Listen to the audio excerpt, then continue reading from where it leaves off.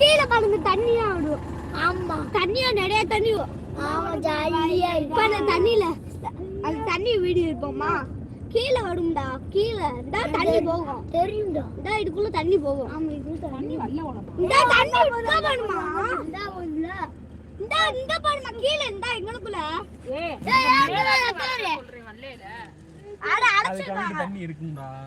சின்ன கீழே மட்டும் வரும் போல. சுத்தி பாருங்க கீழே மட்டும் வருது மேல வரல.